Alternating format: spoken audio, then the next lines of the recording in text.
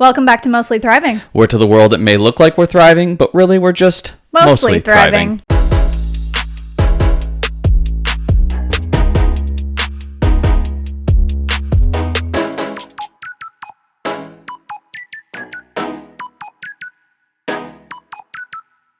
We have a good episode planned for you today. Yeah, and I'm really excited about it. I've been excited about it. It's been a little bit in the works. Yeah. But right before you came in here, you were like, I'm really excited for this episode today, which was maybe the reassurance that I needed. This is a good topic. Well, this is one of the topics that TJ's been on a journey over the last 6 months? I would say 6 months, yeah. And when we started the thought of Mostly Thriving and things we wanted to talk about, these were the types of topics that he was like, these are the things that people need to talk about and be more open about and vocal and stuff. And so I'm going to let you give a little synopsis of where this came from. And then we also want to get into the nitty gritty of holidays with divorced families and just all of that. And just how does anybody actually thrive at the holidays? Yeah. When we're starting the podcast, I think it goes back to similar to when you're starting a business, you're kind of thinking, what is the need that I'm going to fulfill? What does society need? And one of the things that was heavy on, that I didn't realize was heavy on my heart or in my mind or consuming my thought, is this whole idea of men lacking fellowship, which then kind of put me into this spiral of just this, and maybe people have heard of this, maybe people have not, but hopefully if you haven't, we're going to kind of open your eyes to this, of the lonely man crisis that's going on right now, and how it's seriously impacting society as a whole. But I think first, the most relevant thing in our life, not that that's not relevant, but the most pressing issue that we're experiencing is we woke up, I don't know what morning it was, maybe Sunday or Monday, and there was snow on the ground. And then it hit me that the holidays are here. They are here. It's almost mid-November. This is craziness. Yeah, and for Michigan people, it's like the snow hits the ground, and that means the ball is rolling, the snowball is snowballing. Yeah. And it's like everybody starts scurrying, trying to figure out Thanksgiving plans, which then makes you think of Christmas plans, which makes you think of New Year's plans. And then for me, I'm like, what is my word for next year? And it's just like, whoa, planning mode is going. And I wasn't even really realizing that summer and fall had been over. And so we thought, a couple people were asking us just how do we handle Christmas with, the holidays in general, yeah. Thanksgiving, with one being married. We have our little immediate family, but then also we have my parents, and then Amanda's parents are divorced and remarried. They then have stepchildren, and it's just a very, tangled mess of trying to plan lives and getting together. And so just kind of a few tips and tricks that we do that it's been pretty successful for us. I think too, it's easy to get consumed by plans for the holidays and Christmas lists and cooking lists and where do we need to be when, and it's the season already moves so fast that you never really even enjoy it. You come up for air in January and you're like, what the heck, I missed all the Christmas joy and all of that. And so I thought, before we get into what we do, explain what did Christmas look like for you growing up? What did you guys do as a family? What did that look like? Yeah, so my family always went down to Florida for Christmas, and my grandparents always were there, and it was never even I didn't know Christmas here in the snow until I met you, and obviously that's a more normal thing to stay home for Christmas. I don't think the norm is to travel across the country or, Well, your grandparents have a place there. Right, and so that was just our normal. But all the family went, and so it was so simple. It was just, here's where everybody's going. See including you there. Your aunts, your cousins. Yeah. When he says everyone. Yeah. Yeah. Which I think is really cool. Yeah, with the exception, my uncle and his wife didn't go, but they had family that or his in-laws were in Michigan, and so that complicated things a bit for them. But my uncle's parents on my mom's side, they also were they just happened to be in the same city as my parents or my grandparents. And so my cousin's grandparents both sides of their grandparents were in Florida, if that makes sense. Yeah. And so, and my dad's parents were no longer alive. So we didn't have to go see them. It was just, we go to Florida, and it's so simple and so not complex. Meet you in Florida at the condo. Yep. See you there a couple days before Christmas, stay for a few days after, always. And then I met you guys, and this isn't a slam to your family. I think it's just more of a, this is the normal of, no, we stay home, we try and see everybody. And when you say everybody, there's a lot of family to get together. And now, and I think probably for you when you were growing up, it was pretty simple. Well, so my parents got divorced when I was in middle school, and all like through when I was little, we would always do my dad's side of the family on Christmas Eve, and we would all go there with my aunts and uncles and cousins and all that. And then Christmas Day was with my mom. Like, we would wake up and do Santa, and then we would go over to my mom's side of the family. And so then after my parents got divorced, they kept that same tradition. And so we would just go with my dad then on the, Christmas Eve, and then we would go with my mom on Christmas Day. So that like really didn't change. But then I feel like as people get older and like my cousins started getting married and having kids, like it just complicates things so much in the best way. Like everyone should have their own families, but it kind of broke off, I think like around COVID time, where then like instead of all of us getting together, because now every uncle that I have has their own grandkids, it's like all these other little families are blossoming out. Yeah, and that all happened like right around COVID too. Yeah, and so everybody, which just like life's, that's how it works. Right. And like it, we all kind of now do our own thing, and we do a separate Christmas that's like, a different day or in January or whatever, to just like get everybody's schedules. But the thing that I think is interesting for you that I actually am just now putting together is that you never had to split Christmases, not because your parents weren't divorced, but your dad's side of the family isn't from Michigan. So even if you guys did stay home, like they're all in St. Louis. So normally people are splitting time between like their mom's side and their dad's side. But then when you're divorced, now you've got 4 sets of families. Like you only had one. You never even had to split between like your mom's side and your dad's side. I just am now putting that together. So that had to be a lot for you to go from 1 Christmas to 4 Christmases when we got married. Yeah, I mean, we did do Christmas with my dad's family, my cousins in St. Louis, but we always did it around Thanksgiving. I was going to say, it never was at Christmas, though. It was always known that we go to Florida for Christmas, which was fine. St. Louis, not exactly a destination town for Christmas, but we would go if that was a thing, but it never really was a thing. But we would always go to St. Louis area for Thanksgiving. And so you would knock out Thanksgiving and Christmas there. We didn't really do a Thanksgiving here. I'm not really sure why that was the case. It just was never the case. And then it was Florida for Christmas, and that it was so simple, and it was just generally accepted. And then, yeah, it was a little bit of a change when it was a change for me too, to go.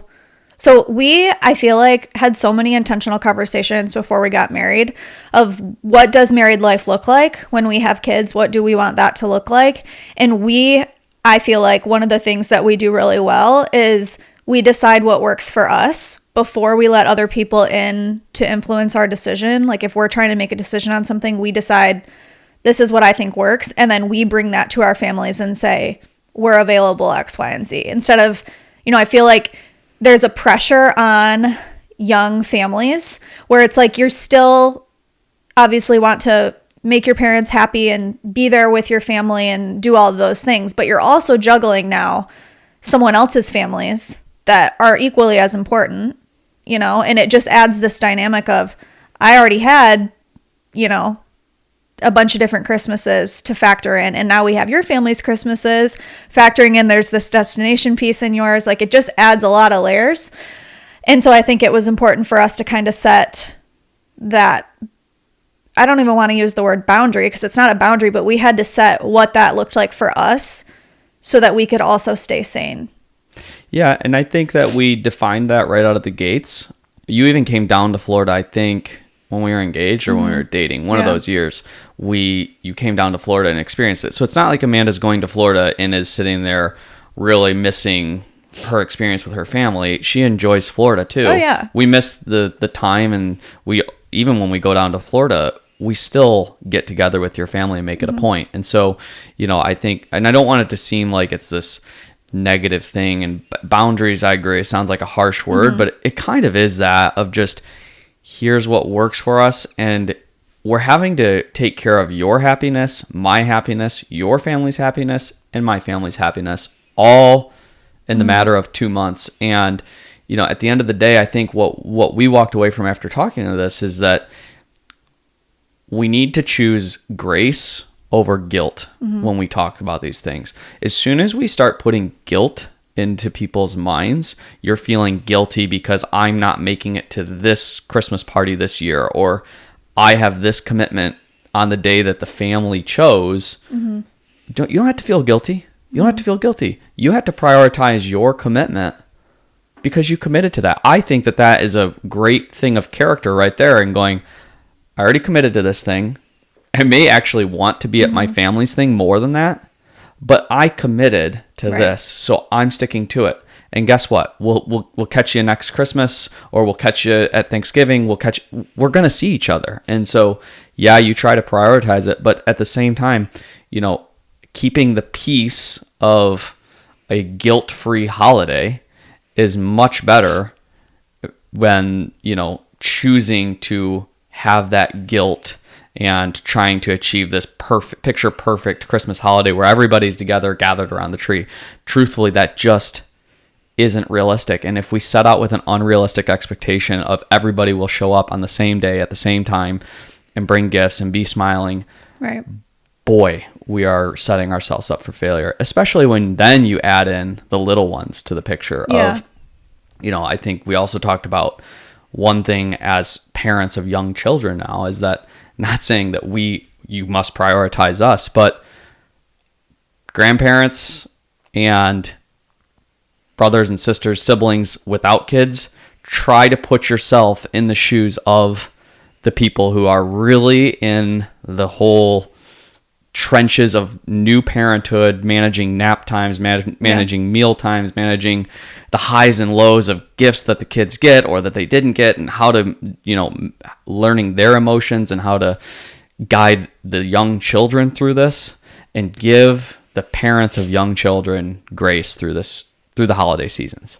Yeah, I think it's important too that it's hard when, and this happens a lot in more ways than just holidays, but the world influences us so much, and with all the Hallmark movies and beautiful Christmases where it's everybody's home together for the whole week and everybody's, it's I don't believe that it's like that for anybody. There's way too many things to be juggling. There can be moments that feel like that, but the whole idea of this perfect, Christmas, come home, all of that, even when I think about, I'm a young parent, and when my kids are older, I want them to come back for the holidays. But I also, basically, two things I want to say here. I want to speak to the parents that have adult children, and just saying what I feel like I need sometimes is just grace and flexibility. And even sometimes if somebody, I've talked to friends that have this too, I'll just tell you, it's not fun to spend Christmas driving around. You're just a Christmas UPS man. You're just let me bring my gifts for this family to this house, and we have to watch the time, and we have to leave at 2 because we have to be at this one at 5. That's really hard. And although it may suffice and make those groups of people happy, at the end of the day when I get in bed, it's I'm exhausted and I didn't really enjoy my day. Yeah, at the end of the day, what you're doing there is forcing it. You're forcing it into this schedule. It's very rigid. There's no flexibility to it.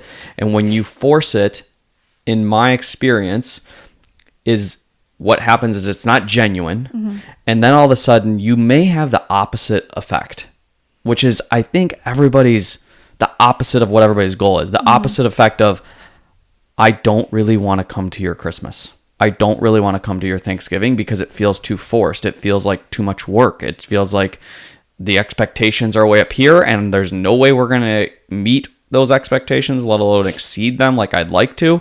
And now all of a sudden, I think that's when the holidays get too stressful, and the joy is just kind of, it's there. You feel it. It's the holidays, so you do feel joyful. You are, grateful for your family and your health, but at the same time, it's kind of just I would just not say, good. again, to the people with young or whatever, with adult kids, and then I'm going to speak on the other side after this, but I think it's important that there is just so much grace, so much love, and whatever they give you, I want to feel like that was enough. Be grateful. Yeah, like I want to feel like I hope that they know, and like this isn't me just speaking to my parents, but just in general, because I have so many friends in the same phase of life. We want to be at everything. It's not that we don't want to be there. It's just it's really hard with young kids to like pack up in the car and have all this different stuff and go here and go there, and kids are whining because like schedules are off and all of that.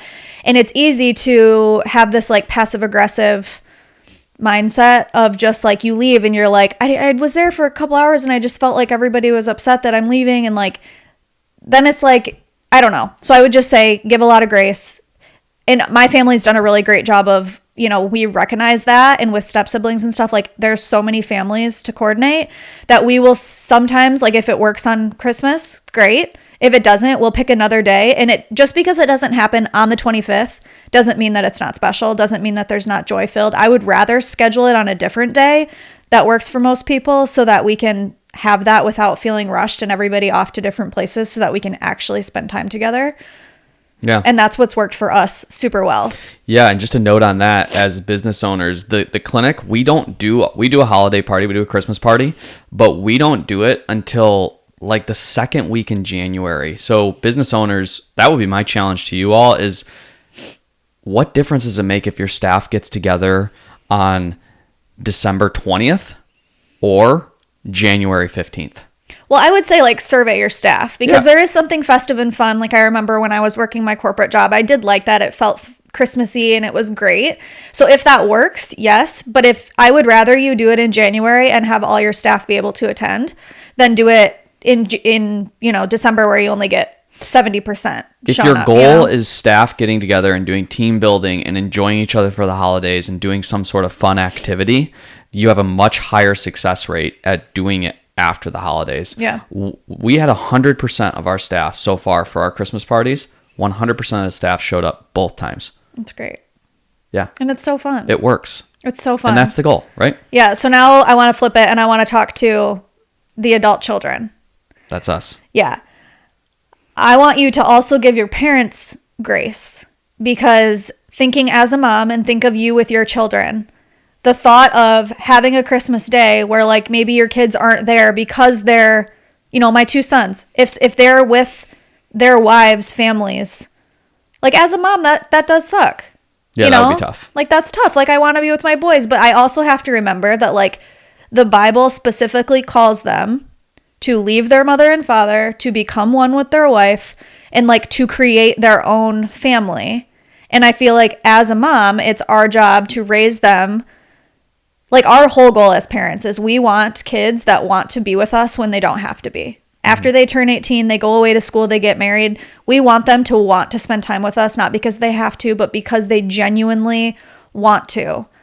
And I have to practice grace in those moments of like, no, like it is important that he goes with his wife's family and like that kind of stuff, and like being that example. So I would just say there needs to be grace on both sides. And I think if there is equal grace, like we talked about that in the episode that we talked about marriage and stuff, of that like unilateral bend where it's, you got to give grace and not expect. You're not accepting the reciprocal on the other side. Yeah, it's just everybody's ebbing and flowing. So I want to say Christmas is hard. We know that. Communication is key. Communication is key. And if you are early in your marriage or you're getting married, have these discussions now so that you can communicate that with your family. Because the other thing that's hard is it's confusing. If, let's say, for the first 5 years of your marriage, you just kind of like went with the pack, did what people said, you did this, you did that, like it wasn't what you wanted it to be. And then all of a sudden you decide one Christmas that like everything's going to change. That hard shift is going to be hard for your family to understand, where if you set those boundaries, and it will change. That's the other thing too. People have to allow change. Just because what we have set up right now, works. I would have thought forever I would have had Christmas Eve with my dad, Christmas with my family, but my dad's side doesn't do the Christmas Eve thing anymore. And sometimes my mom's is on Christmas Eve. Sometimes my mom's is on a different day. Like, it's okay for holidays to look different. It's okay for relationships to look different every year. It's okay. We don't have to live in this, like, what we thought. Every year can be its own thing.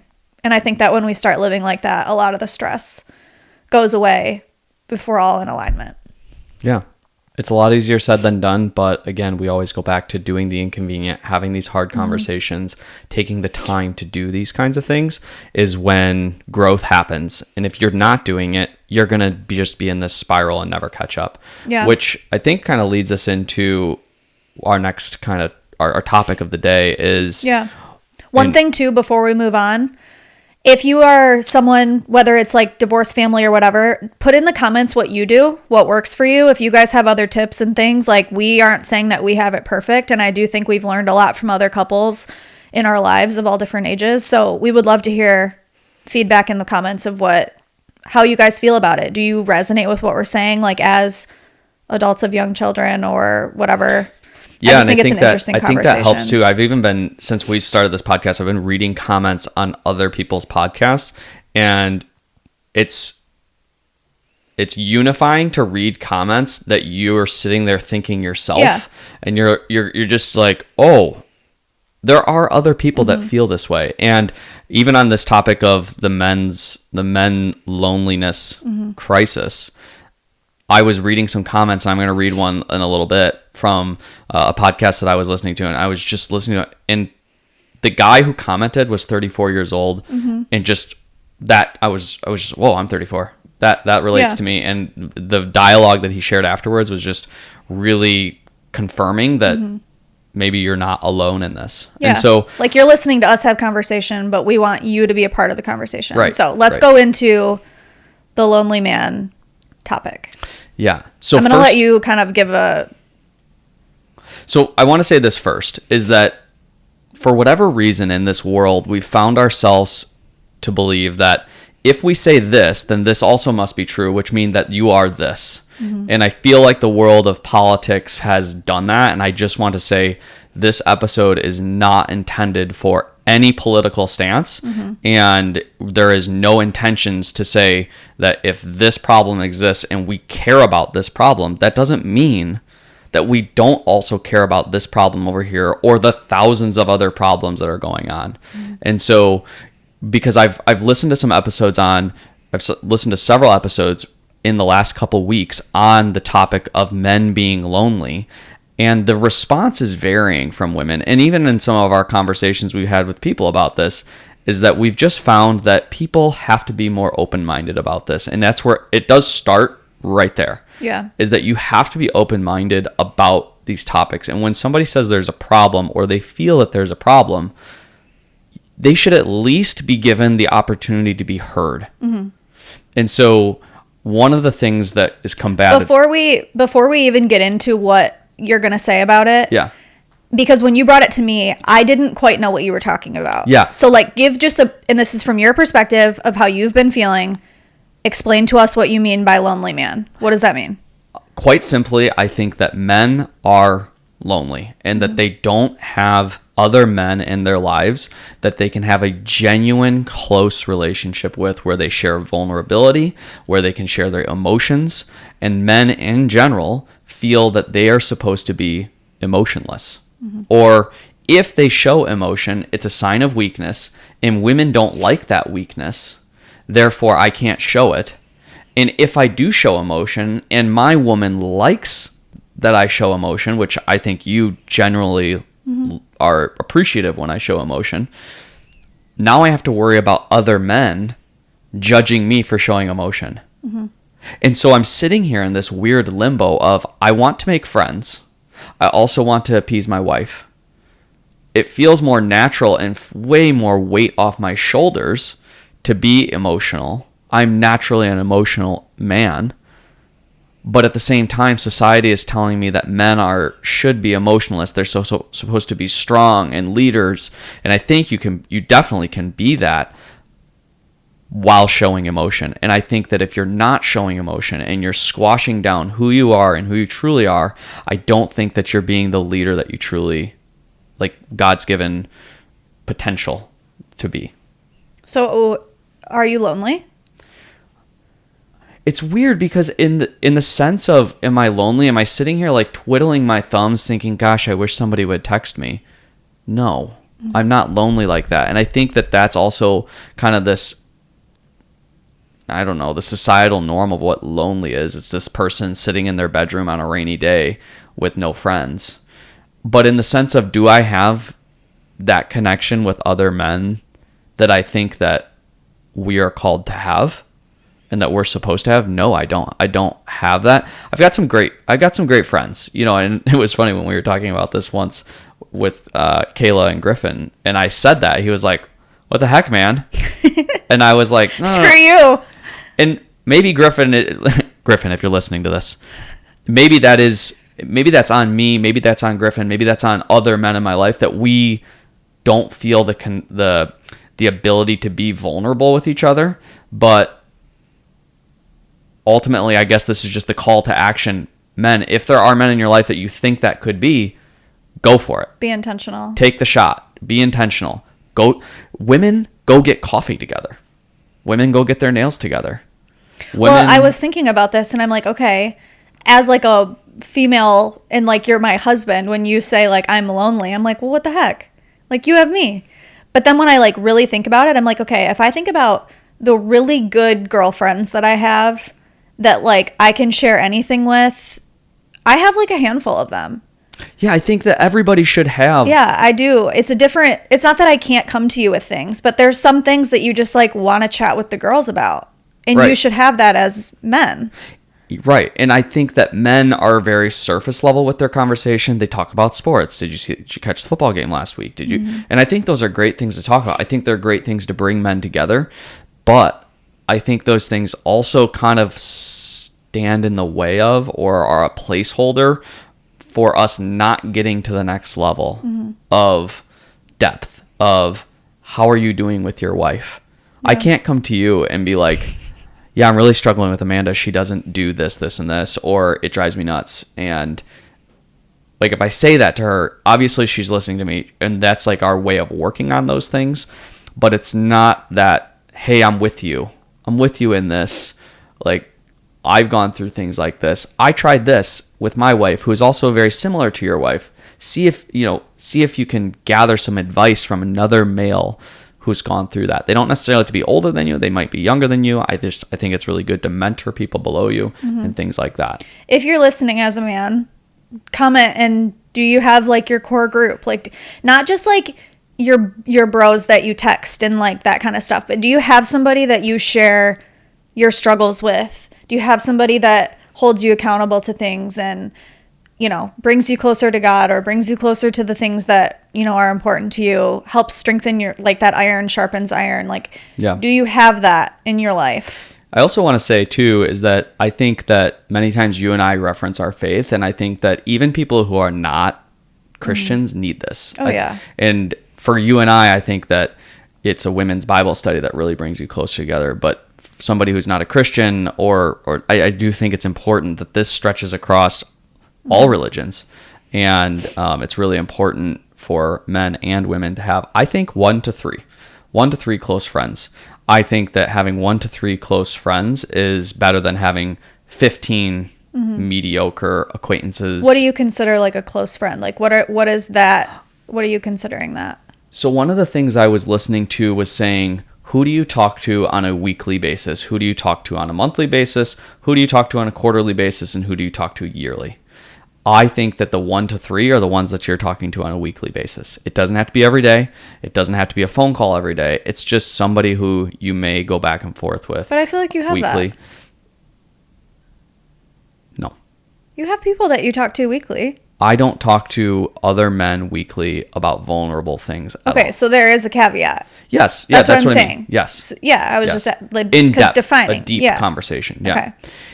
So going back to one of the things that I hear about this, or the argument to squash this and saying, oh, shut up, you men, you have it easy, is I'm not negating what women go through and what they've gone through in the past forever until recent history women can vote, women can work, women are getting better at acquiring like executive level statuses. Right. It's still not perfect. I'm not saying it is at all. All I'm saying is that while that is still a very, very much a problem, this can be just as much of a problem. And if it's not addressed, it's going to become more of a problem. And I'm saying keep addressing the women's equality issues. I think that's great. I look at my mom specifically. She worked at Chrysler in the early 90s in the bowels of plant life, of just men saying things that men should not say to women, and watching her or hearing her stories of how it used to be to where it was. And she retired as an executive at Chrysler. It's really incredible, and as a testimony to women can do this. It is still an uphill battle for them, and I don't think that that's fair. It's definitely not fair, but we need to address this man thing too. Yeah, I mean, I think a couple of the things that I've heard on this and just conversations with other people is that I think it's easy. I'm not saying that this is how I feel, but I do think that women dismiss this often because it's like, oh, poor you, like, if only I could only have the problems that you have in life. Like, that's kind of like this feminist mindset, of like, men haven't been through half the stuff we've been through. So like, suck it up and deal with it. Yeah. You got to suffer another 30 years before. Yeah. Which I just don't agree with at all. And I don't know. I don't know if it's just something about me or whatever. Like, I definitely resonate with feminism and like women should be equal and like all these things. But I don't think that because we went through that or any of whatever, that means that then you should suffer. Right. Until I suffer this much, then I'm not getting your attention. Yeah. Like I just don't understand that logic, and maybe someone that feels that way can explain it. But I don't think that anybody's feelings should ever be dismissed. I think that validating people's feelings, regardless if you think it's true, of being like, really, you feel that way? Like, why do you feel that way? Like, yeah, I want you to be the leader of our family. I want you to be tough. I want you to teach our boys how to be men and all that stuff. But to me, being a man is, owning where you slip up. It's apologizing. It's being sensitive. It's, peeling back those layers of just like, we're all human at the core. Yeah, and one of the things that I've started digging into, because I'm a data person, I'm a scientist type person, I'm a veterinarian, and everything I do is pretty much data based. And so there's a couple stats that I just wanted to read off, and just maybe the people who are saying, oh, this isn't that big of a deal, maybe if they hear some of these stats, and again, when we read stats on this podcast, they may not be perfect. But bottom line is, take 1 or 2% off the top, or take 20% off the top, or reduce it by a certain amount. It's still an alarming statistic. Men die by suicide roughly 4 times more often than women. Men are 4 times more likely to commit suicide than women. That to me is a loud talking point of mental health issue.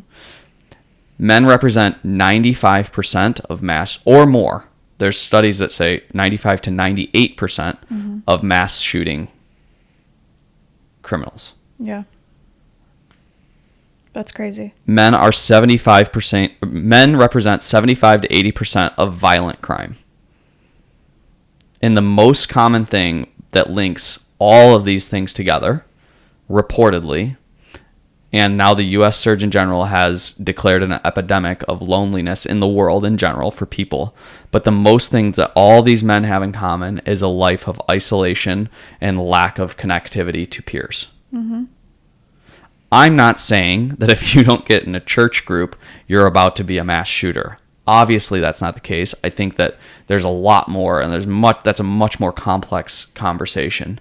But I think that it's interesting that suicide rates and violent crime, men are overrepresented in those categories. 2 very detrimental things. And we're just sitting here going, suck it up, men. You're fine. Toughen up. Don't be emotional. I heard one person say on a podcast episode that a male crying gives them the ick. Yeah, that's I can't comprehend that. I don't understand that. Like that a man crying gives you the ick? Yeah, just like, why shouldn't you have emotions? Like, I don't know. That makes me sad. Yeah, it's this weird thing. And then also, it's generally accepted that loneliness increases the risk of, obviously, depression, heart disease, and early death. Mm-hmm. I think there's a problem with loneliness. And I think that regardless, you can take male, female out of the picture, is that if you're not finding yourself in a group that you belong to, we should start working on it. Well, I do believe that you are who you hang out with. I believe that statement through and through. If I look back in all the seasons of my life, the people that I was closest to, you just become like them. You're like-minded. You do the same things. You can tell when, kids get involved in the wrong group of friends at school and start acting out and all that. So if you really look at your life, one, if you're not surrounded by anybody, then I could see how you could feel lost, with no direction, without purpose. Like, there's nobody that is that mirror around you that's like reflecting yourself back at you. You can get so far from who you really even are at the core. I think when you don't have that, you don't have people saying like, hey, I noticed you've been kind of doing this or that. Like, we're good at doing that for each other, of like being that mirror of like, hey, I don't know if you really know how that sounded or how that came across or your tone or whatever with the kids. Like, we need that to be able to bounce off each other. So I could see how it could be extremely difficult if you weren't married and you were a young adult male with not a lot of friends, just kind of wandering through life. I could see how that could be a really slippery slope to not great things. And it's sad. But I think too, it's so funny because I've listened to so many things on this. I've had personal conversations about this. This topic gives me, like, I feel like eggshell, kind of like walking on it, because I know what other people's perspectives are, and I feel like some of them are so far one way. Yeah. And that was the one thing with this podcast that I was like, I am so afraid of that, and this whole cancel culture and like all these things and people twisting our thoughts or what we're saying. But we had said when we started this, like, we will be honest to our core and we will have conversations that we would have on or off camera. I'm not going to censor the things or the way that I feel. And I know that there's people that could take this and be like, oh, poor you. Your life is so hard. Like, you look like, you have a business and you're doing all this stuff. Like, you're married, you have beautiful kids. Like, I could see how somebody could look at this and be like, are you freaking kidding me right now?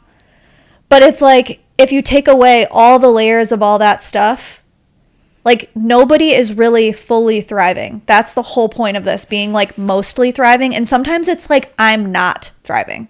Yeah, I think one of the problems with the people that you're speaking on are, it's this general thought process that success equals being seen, and men want to be seen. Mm-hmm.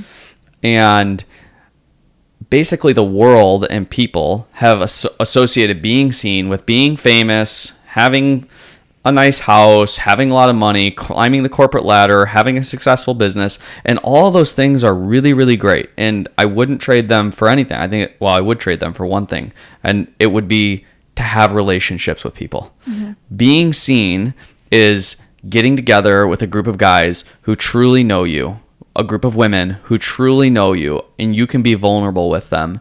And when you do that, the level of fulfillment that you get is going to be far, far greater than any success that you could ever taste. Yeah. And I agree with that. Yeah, I peeled that from Jay Shetty's podcast. It's really, really good. It's a great episode. You should listen to it. He just put it out.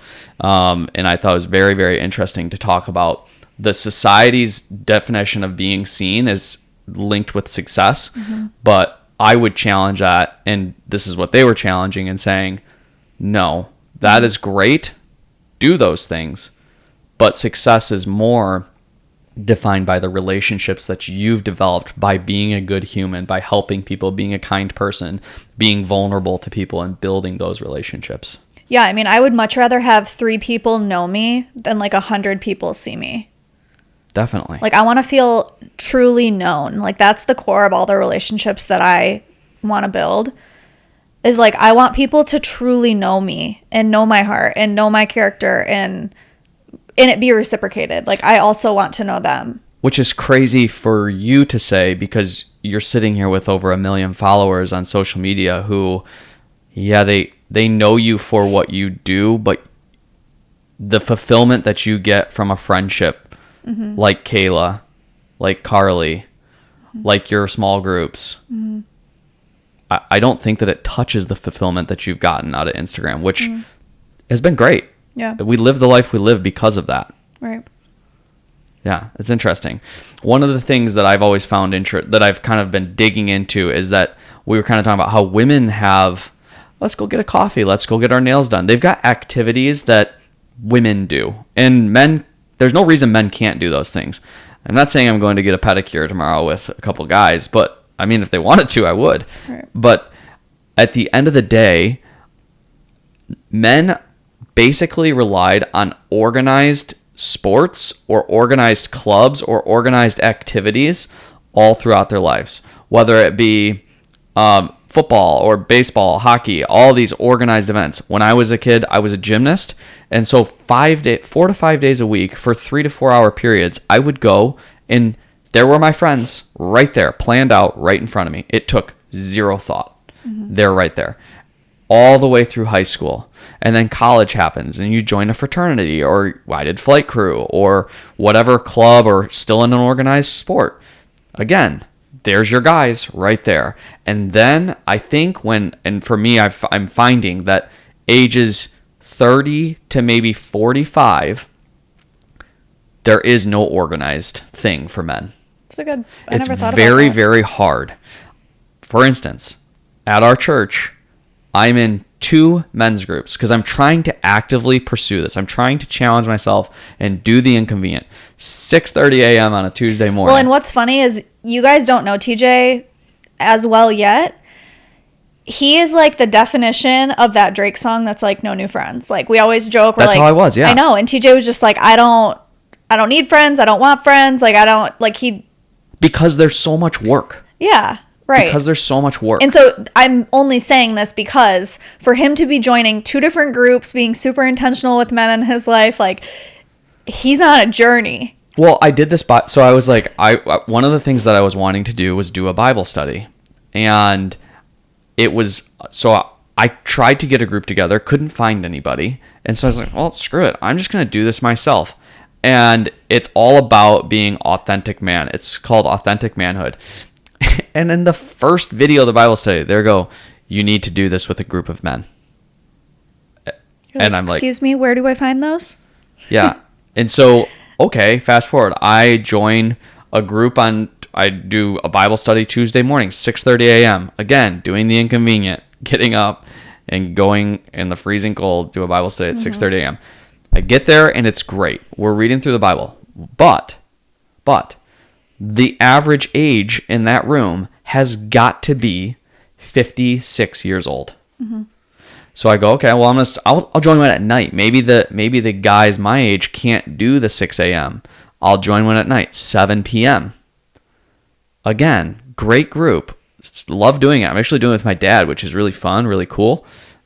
Still, the average age in that room cannot be younger than 55.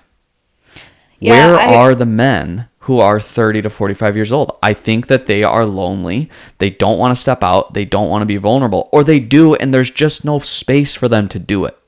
Yeah, I also think it's a hard season of life because usually in that age bracket, you're in the thick of raising kids. And I think it's easy for men and women to be so in on that they don't allow space for anything else because that's all they have to give, you know?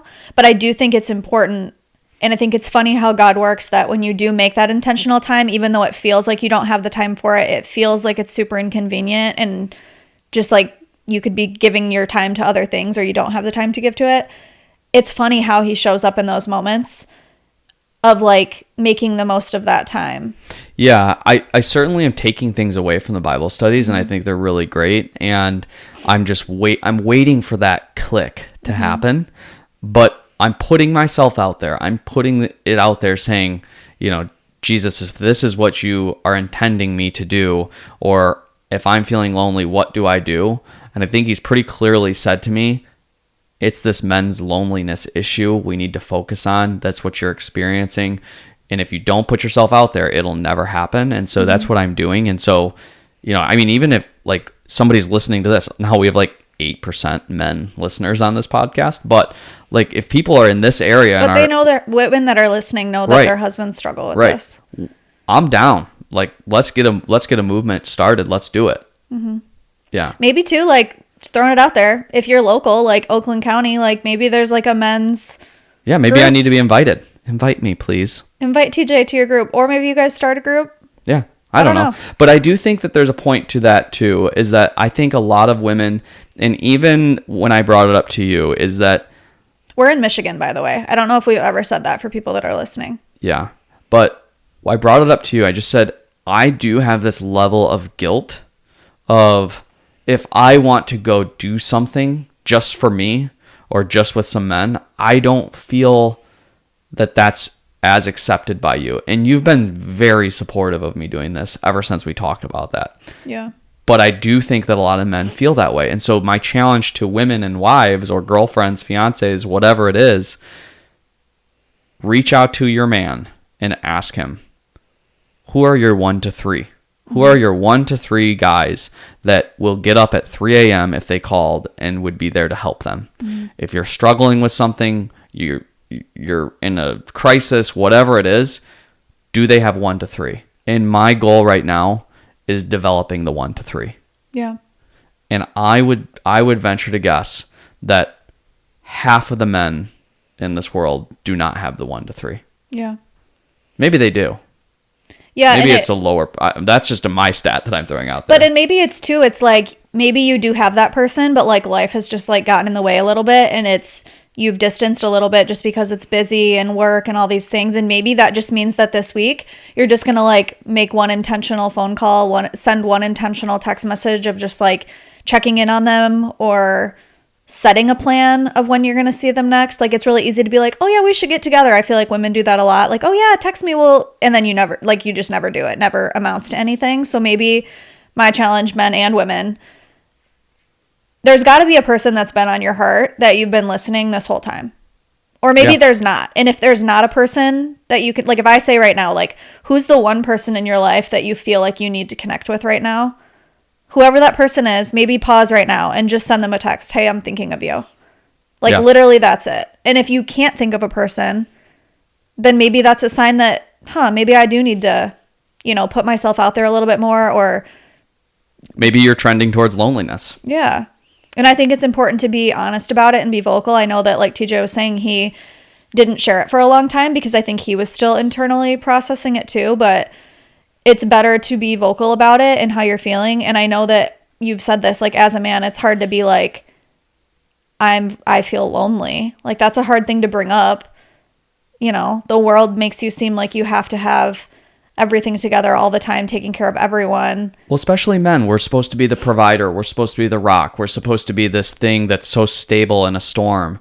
But at the same time, it doesn't make us not vulnerable or prone to the storms ourselves and our boat getting rocked sometimes. Yeah. And I think that I'm very good at weathering storms of other people, and that feels really good to be able to do that. But at the same time, I can get so busy in weathering those storms that I don't pay attention to the storm that I'm in personally. And if you stop ignoring that, next thing you know, you're in a storm that is spiraling out of control.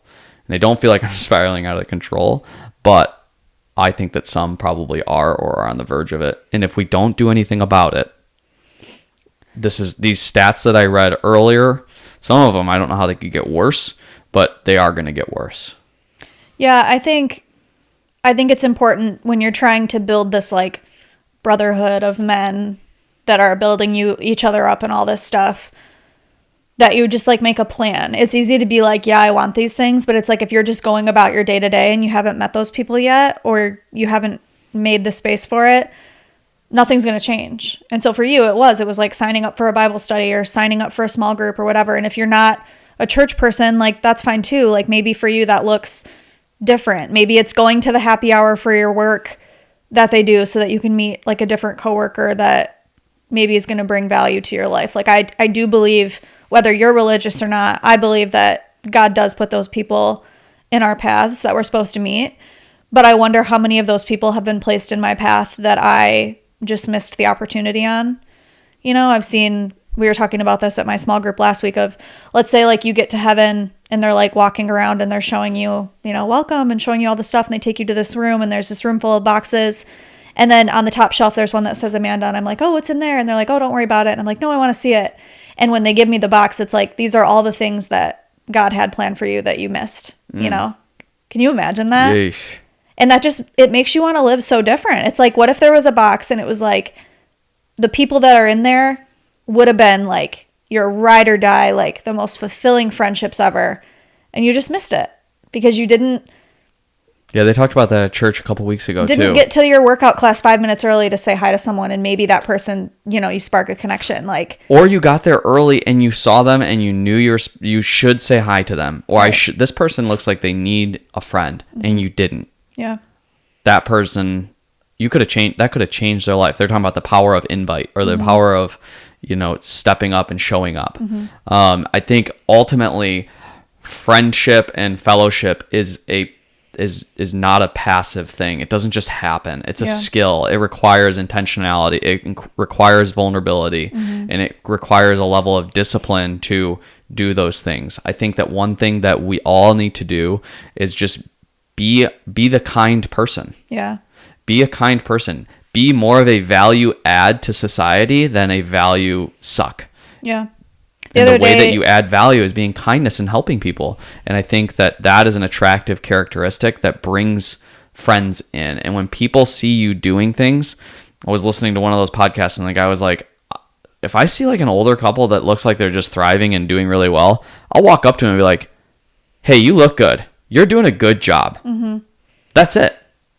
Well, and we've had people do that to us where they're like somebody came over to our table once and was like, oh my God, like cherish these moments with your boys. Like you guys are such a cute family. Like that like made us glow.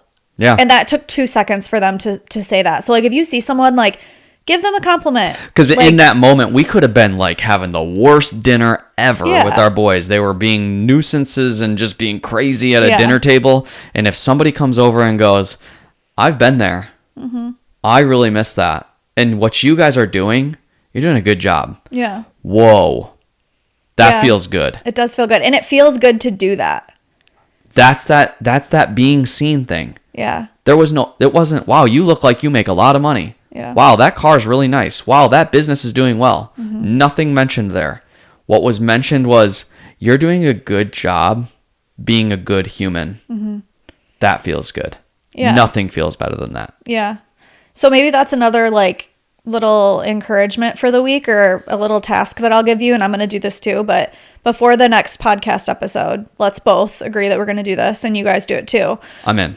I'm going to pick on a time where I would maybe just like sit at Starbucks and be on my phone, like working and doing all this stuff. Like it doesn't even necessarily have to happen there at the grocery store, but I'm just going to be intentional about complimenting someone or stepping out in that kind of a way, acknowledging something that I see that shows someone that like, I didn't just see them as I walked by with my eyes, but like I saw through it and I saw them for real. Yeah. I'm going to do that. I love that. I think also the challenge is get involved with something. And the next week is kind of fast, but before Thanksgiving, get signed up for something. That's still kind of fast. Well, but what I've found is a lot of groups take breaks around the holidays. So start looking for what you're going to do in January. Get your plan for January. It's crazy to think of 2026 is right around the corner. It's less than 2 months away. But let 2026 be a year of intentionality, vulnerability, and fellowship. Well, and two, like it doesn't have to be an organized group like he's saying. Like, yes, if you feel called to a small group or Bible study, but it also could just be intentionally getting together with someone. Dude, join a gym. Yeah. Join a gym and do a workout class once a week. Yeah. It's impossible to go to workout class once a week without feeling convicted of, oh, I see that person over there. I should interact with them. Or I think I have something in common with them. And there's your person to go, hey, you're killing it.